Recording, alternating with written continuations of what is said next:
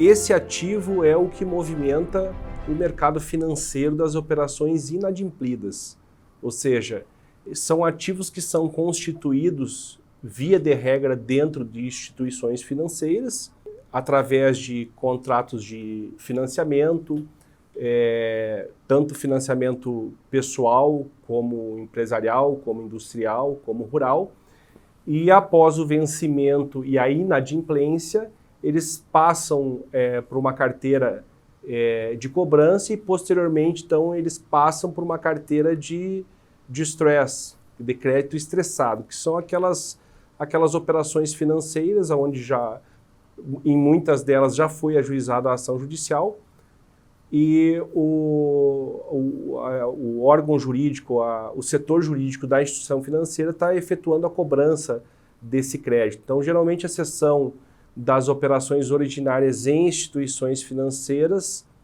elas já são cedidas processualmente. Algumas, às vezes, são cedidas antes do processo judicial, para ajuizamento.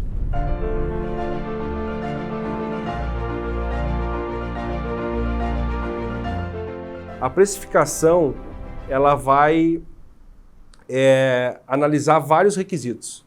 Ela vai analisar o tempo processual, ela vai analisar o valor da garantia, tem que haver uma compatibilidade entre o valor da garantia, o valor do crédito e o valor da cessão, para que seja explorado como investimento em um fundo de investimento. Antes da aquisição do fundo, ele vai passar por uma série de análises. A precificação, por exemplo, de operações com recursos de crédito rural à taxa subsidiada, elas têm um patamar mínimo de valoração, que é estipulado via de regra ou por normativa negocial interna da instituição financeira, ou então por normativas que são publicadas pelo Banco Central.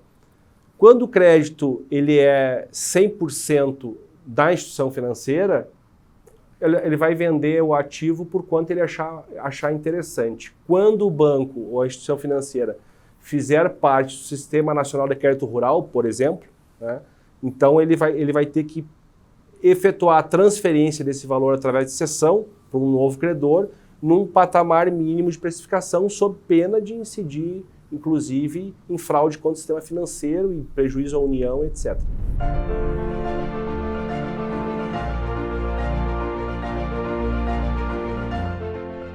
Então, você vai ter que analisar na precificação, porque isso, a gente está falando de precificação, certo?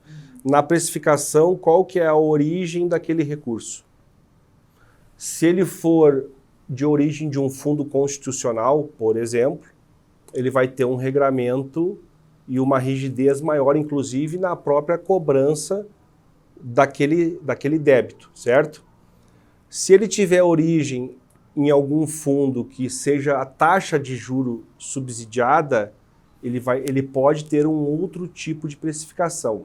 No entanto, todos esses tipos de recurso que originaram esses contratos desses períodos e que originam os contratos de financiamento rural e são derivados de política pública de fomento à agricultura, porque há determinação do ente público, todos eles, para serem cedidos, necessariamente eles precisam ter uma precificação mínima, sob pena de, como já dito, causar prejuízo à própria União ou à instituição financeira.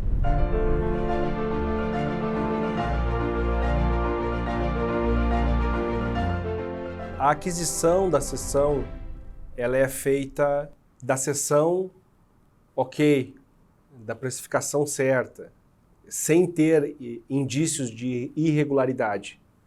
Ela é feita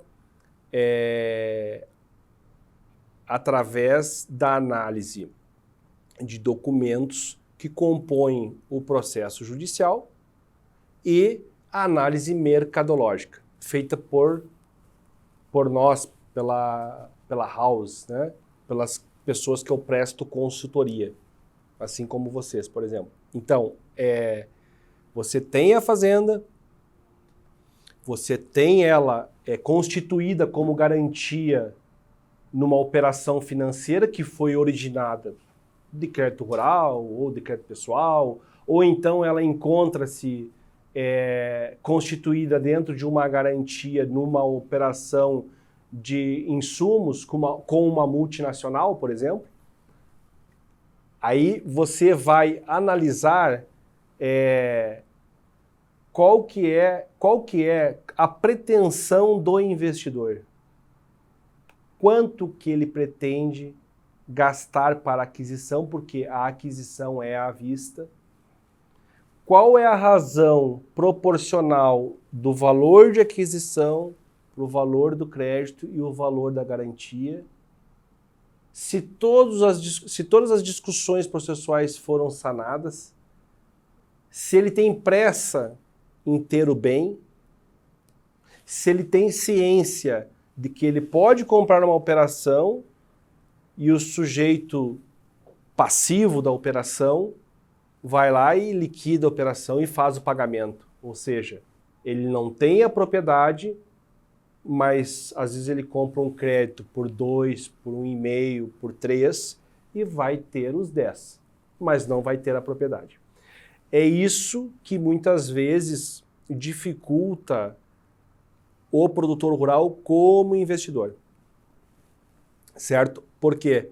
Porque ele pretende, via de regra, a posse do imóvel.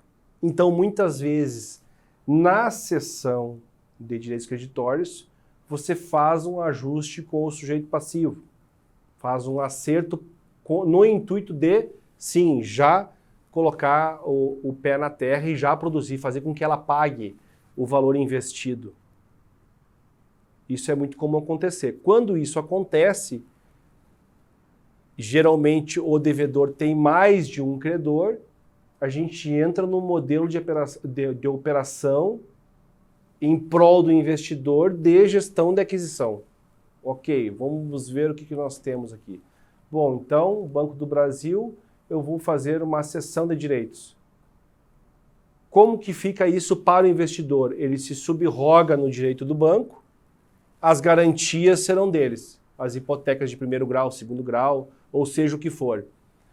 Nesse contexto já garantido de direito, ele pode sim buscar os demais credores e ir efetuando o pagamento desses credores, ou a prazo ou à vista, como ele quiser o desembolso dele, e no final da operação ter a propriedade. Então, dentro da gestão de aquisição, você tem a cessão. Dentro da cessão, você não tem a gestão de aquisição. A cessão é um crédito judicializado, são um crédito que foi judicializado, que tem uma garantia, e vamos chegar ao fim do processo e realizar ele.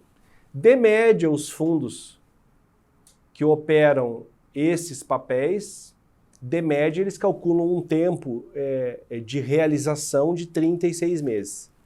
Por quê? Porque toda essa análise de precificação, de tempo processual, de requisitos da ação são analisados pelo fundo.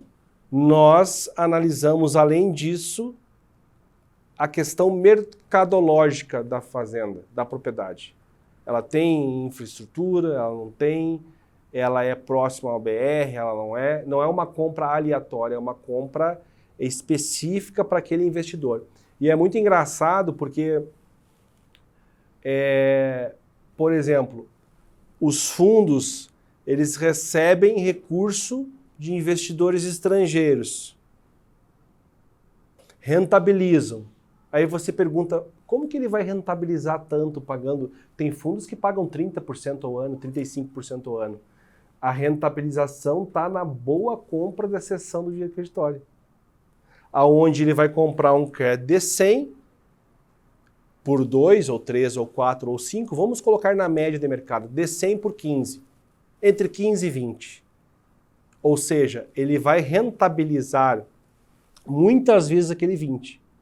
Se ele rentabilizar em 36 meses 400, 500, 600% aqueles 20 e tiver pagando uma taxa de 30% ao ano, por exemplo, 35% ao ano, Ou seja, ainda está sobrando 70% da rentabilização ao ano. Então, por um lado, o investidor que coloca o recurso aqui rentabiliza muito, como em nenhum outro lugar, em razão disso aí. Essas operações elas são um combustível dos FDICs. Do outro lado, o investidor está recebendo a rentabilização dele lá. Agora, se o investidor quiser receber mais, ele não precisa operar com o FDIC. Ele pode operar no modelo de carteira administrada ou numa securitizadora, tipo da House, por exemplo, aonde ele vai rentabilizar muito mais do que ele rentabilizaria num fundo. Tem a questão da incidência tributária, do imposto, ganho de capital, etc. Cada regra é uma regra, eu não sou tributarista. Mas mesmo assim, você pode calcular muitas vezes esse tipo de operação e vai saber, nossa, é muito viável. É viável fazer a operação de aquisição judicial através do leilão, como vocês fazem, ela é muito mais segura. Agora, através da cessão de direito creditório, às vezes ela é menos da metade do valor do leilão. Depende do tempo processual, do estágio processual.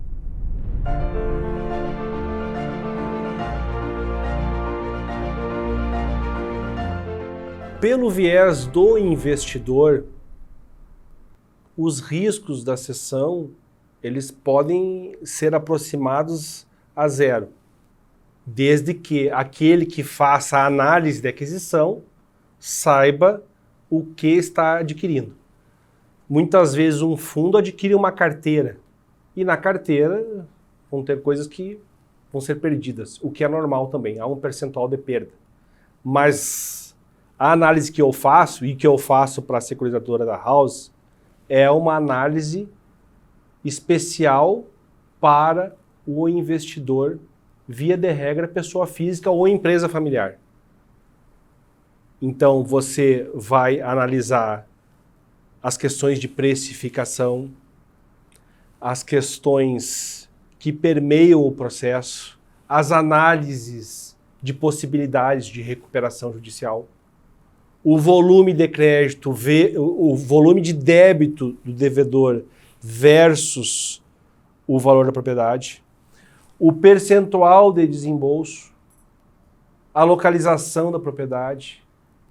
Se for um investidor para revenda, se nós já temos o arrendatário, se ele quiser ficar com a propriedade, alguém que arrende a propriedade, tome posse, já que ele é um investidor, ou então que ela seja num local de fácil liquidação.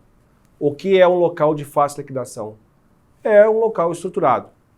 Você pega Rio Verde, Goiás e região, você pega aquele eixão no Mato Grosso, Nova Mutum, Sorriso, Lucas do Rio Verde. São regiões onde, quando você tem uma área, ela é vendível. Rapidamente, o perfil majoritário do produtor rural comprador de fazenda é não comprar a fazenda estressada, ou seja, ele já quer a posse da fazenda. Aí você tem um padrão de produtor rural e investidor. Esse vai comprar. E você tem o investidor que vai querer realizar somente a venda da fazenda. Então, quando nós fizermos a seleção do ativo imobiliário rural para o perfil do investidor da House, por exemplo, já vai ser pré-vendida para um produtor que faz parte da nossa carteira naquela região, ou arrendada. Essa análise é importante para que no momento que o negócio for realizado, ele já comece a rentabilizar e devolver o valor de investimento ao produtor rural, ao investidor, perdão.